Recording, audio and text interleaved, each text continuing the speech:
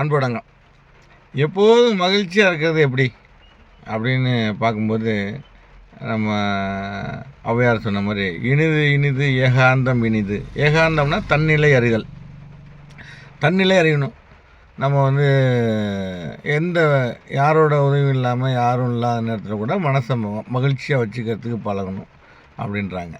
அதேமாரி தமிழில் இன்னொரு வார்த்தை கூட இருக்குது, நன்றும் தீதும் பிறதர வாரா. நல்லதாக இருந்தாலும் கெட்டதாக இருந்தாலும் நம்ம மனசுனால் ஏற்படுற அந்த விஷயத்தினால தான் அது நம்மளை பாதிக்குது அப்படின்னு சொல்லுவாங்க. அப்படிங்கும்போது எப்போதும் மகிழ்ச்சியாக வச்சுக்கணும். இன்னொரு விஷயம் என்னென்னா, இந்த உலகத்தில் உள்ள அனைத்து ஜீவராசிகளும் இறை அணு தான். அதுவும் இறைவன் தான். இப்போ நானும் கடவுள் தான், நீங்களும் கடவுள் தான். கடவுளோட அணுக்கள் பல அணுவாக பிரிஞ்சு இந்த பூமியில் ஜீவராசிகளாக ஒரு அனுபவத்தை தேடிட்டுருக்கு.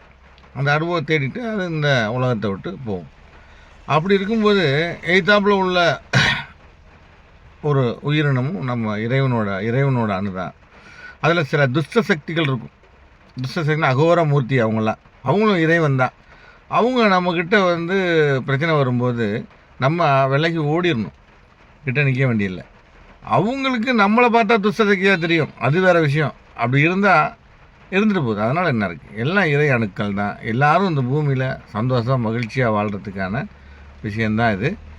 எப்போதும் சந்தோஷமாக இருக்கிறதுக்கு இன்னொரு முக்கியமான விஷயம், கடுமையாக உழைக்கணும். கிடைச்ச வேலையை, உடல் உழைப்பை முழுமையாக பயன்படுத்தினா எப்போதும் மகிழ்ச்சியாக இருக்கலாம். நன்றி, வணக்கம்.